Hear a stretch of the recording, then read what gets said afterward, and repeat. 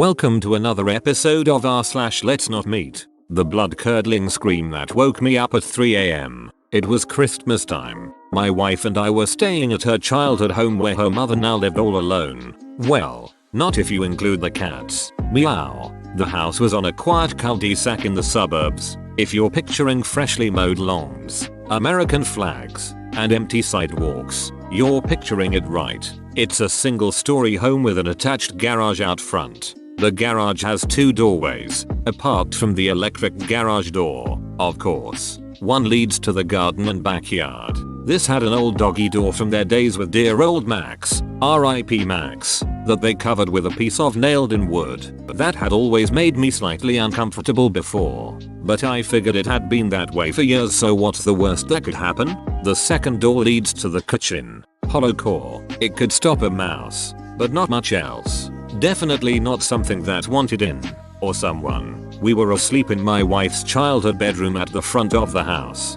3 a.m. I was in that deep, dark recess of sleep. You know, you're in the diving bell, and you're submerged hundreds of meters below the surface in black water, protected from the real world by miles of nothingness. Then I heard it. The scream. What are you doing? It was my mother-in-law's voice echoing down the hallway. To me, lost in a sea of sleep, it sounded like a jet engine roaring past my eardrum. I bolted up. What happened next happened in a matter of seconds. But about that scream, even though I was dead asleep, I heard enough of it to sense an urgency behind it. This wasn't an, "Oh, you scared me" type of scream. This was different, and I knew it, not consciously, but my lizard brain, that piece we retained from our primitive ancestors, knew something was wrong. I watch and read a fair amount of true crime, and this scream awakened that horrible fear, the one that says, this can't really be happening to me,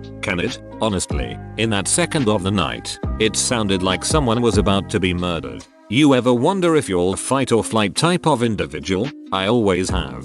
And I came to know something about myself after this night. I'm a fighter. I leaped out of bed, growled, yes, growled, in the manliest voice I could muster, "I'm gonna kill you, mother ducker," and took off running. I tore open the bedroom door and ran into the hallway. There, at the end, I saw my mother-in-law, nightgown on, look of utter shock on her face, standing still. We make eye contact as I continue toward her. Then she turns her head, looks directly into the kitchen.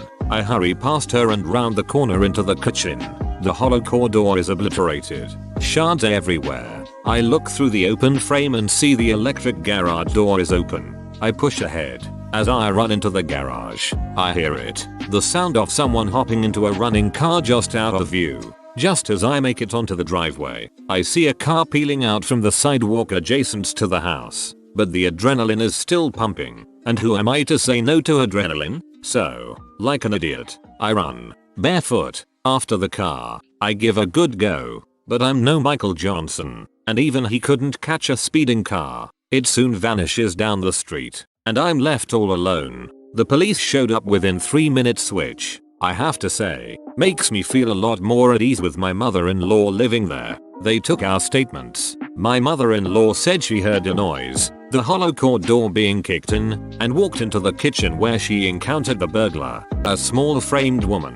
The police theorized she was working as part of a team. Her job was to squeeze through the doggy door, kick in the hollow core, and open the electric garage door for her accomplice. According to the police, the burglars most likely thought nobody was home. Fortunately, my mother-in-law must have caught her off guard and scared her, in addition to my manly growl, of course. But it feels good to know that everyone was safe, and to learn that I guess I've got a little fight in me. And, for the record, we bought the heaviest goddamn wooden door you've ever seen to replace that hollow core. I'd like to see a mouse try and get through that. Edit. I want to offer a heartfelt thanks to all of you for the incredible kindness you've shown for my family's well-being and for my writing. You didn't have to encourage this aspiring writer, but you did. So you have no one to blame but yourselves when more of my writing is foisted on the world. If anyone would like to see some of my work, feel free to DM me. Stay safe out there, and don't forget to practice your growls.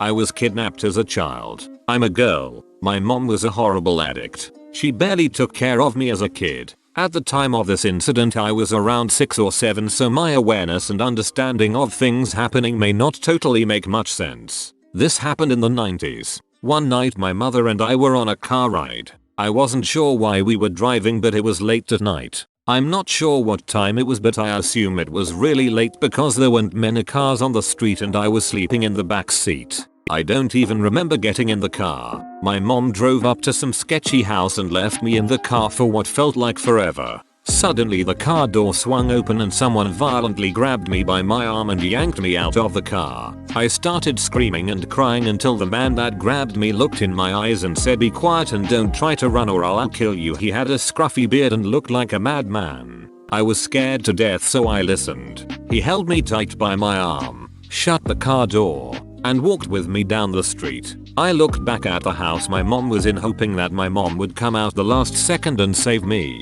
I looked at the house as long as I could as the man dragged me further and further away. As we walked down the street I wanted to cry, but I was in shock and in fear. I didn't know what to do. If I sniffled or cried, the man would tighten his grip and yell at me. I can't even explain how scared and confused I was. We walked for a little while and ended up in the projects. The projects were a bunch of buildings crammed together in a shitty neighborhood. We walked into one of the buildings and walked up a flight of stairs. My legs and feet hurt like hell, but I was too scared to stop moving or complain. We walked up another flight of stairs when I saw some random guy smoking a cigarette in the stairway. Then without warning, the guy that kidnapped me fell to the ground. It happened so fast. I didn't know how the kidnapper fell to the ground so fast, but the next thing I remember is the cigarette guy was ouching and kicking the kidnapper in his head and face. The kidnapper was out cold. Cigarette guy picked up the kidnapper by the back of his jacket and threw him down the stairs. You have no idea how scary and violent it is to see an unconscious man fall down the stairs. To this day I still have a fear of falling downstairs. He bled everywhere. I still have no idea how cigarette guy knew to help me, but I'm glad he did. Maybe he could see tears in my eyes. Maybe he just picked up on something and had a bad vibe. But he acted instantly. The first second he could. He attacked my would-be kidnapper. Cigarette guy starts pacing back and forth, swearing at himself, gritting his teeth and clenching his fists. I thought he was mad at me, so I started to cry. He looked at me and said, Okay, shut up. He had an attitude, so I listened to him out of fear. I wasn't as scared of cigarette guy as much as the bearded guy, but I was still in fear of him. He started to ask me questions with an attitude. Why are you out this late? Where are your parents? Why would you talk to strangers? I was in so much shock and confusion I couldn't answer the man's questions correctly. He asked if I knew my way home and I told him I didn't. I told him a broken story about what happened, and somehow with the information I gave him he knew where my mom's car was. The only thing I remember about the road is passing a house with Christmas lights on it despite Christmas already being over. I think he knew the area well enough and figured out where I needed to go from that information, but I honestly don't even remember telling him about the Christmas lights. Anyways, he told me he would take me back if I promised over and over that I wouldn't tell the police that I saw him or anyone that looked like him, and made me promise that I wouldn't even tell the police anything. He had an attitude. I didn't care what he asked me, I just wanted to go back to my mom, so I agreed.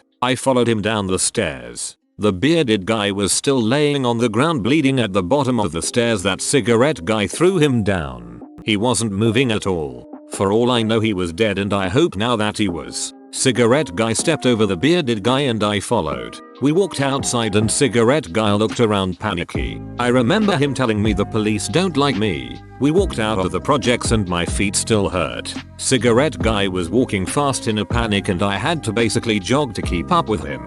I started crying and he asked what was wrong. I told him my feet hurt, and I remember him sucking his teeth and picking me up with an attitude. He awkwardly cradled me in both arms. He walked down the road for a moment. Then I remember him swearing and running behind a house or a building. A cop car was driving down the road. He put me down and told me to run to the police car. I tried to run, but my legs could barely move and I was scared. The cop car kept driving and rode away without seeing me before I could even get remotely close to it. He kept swearing to himself as he picked me up again and ran down the street. He took me behind a lot of houses and hid from every cop car that drove by. I assume now that the police were looking for me. He carried me in both arms running fast down the road when I saw my mom at her car in the distance. She was surrounded by police. Cigarette guy put me down and told me to run to the police. I got so excited the pain in my legs disappeared. He put me down and ran away. I ran towards the police and my mom. My mom picked me up and hugged me tight.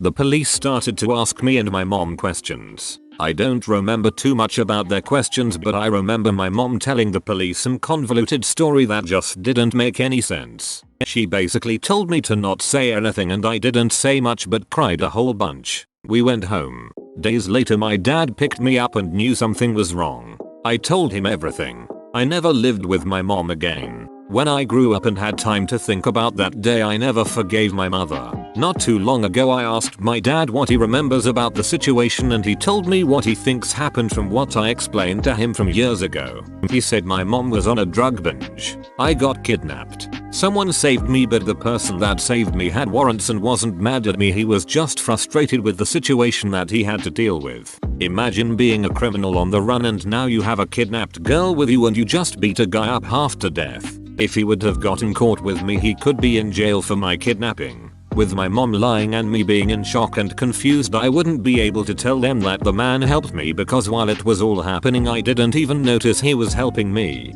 To the man that saved me, thanks. To the man that tried to kidnap me, let's not meet. My mother's abusive ex-boyfriend. When I was 12, there is an incident with my mother's boyfriend, who we will call Jason. Jason was a dong to me, but never said or did anything to my two sisters. I am the middle child. One night when mum gets ready to go partying with her friends, she asks Jason to watch me and my little sister.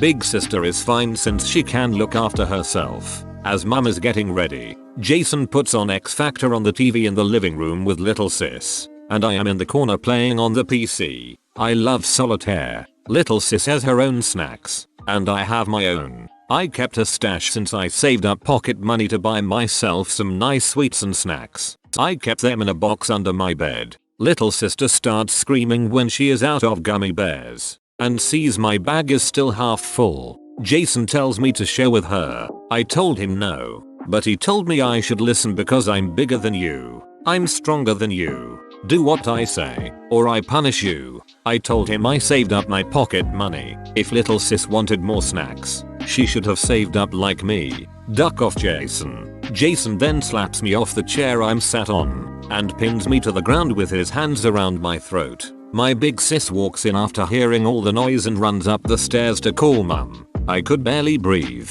but I managed to get a few kicks into his chest. As mum rushed in and pulled Jason's hands off my neck, I grabbed his left arm and bit a small chunk out of it. Jason goes to hit me before big sis jumps on his back and punches him in the back of the head, and mum is calling police. Mum took me to my room and gave me ice cream, but I still have nightmares about Jason to this day. It has been 14 years, and I'm still terrified. Creepy guy that followed me to 2 bars and tried to follow me home. I live downtown in a town in the Midwest. There's a lot of bars. There's a couple bars that I like to go to. I've been going to them for about 7 months now and I know almost all of the employees. I was already a little buzzed when I went out around 11:30 p. I wanted to see a good friend of mine who works second shift. Ended up hanging out for a bit, talking and drinking. I hadn't seen them in a while so we drank quite a bit more. I walked them home to their apartment and went to Bar B, which is across the street from their complex. I saw another friend there. Ended up talking and we finished a half-drank pitcher of Miller. This is where creepy guy comes in. Now I'm already kind of drunk and I'm a pretty friendly person in bars when drunk. I'll wave to people, buy them a beer, talk and hang out. I mean, it is the culture in my state. He waves from across the bar. I put a song on Touch Tunes he must have liked. I wave back being friendly and the guy comes over to start talking to me. He asked if I go there often. I stated I'm a regular and for a while Bar A was my second home basically. My friend told me they were leaving, so I bade them good night and made sure they got their cab. I start to walk over to Bar A when creepy guy catches up to me and says he loves going to Bar A too. I shrugged it off at this point.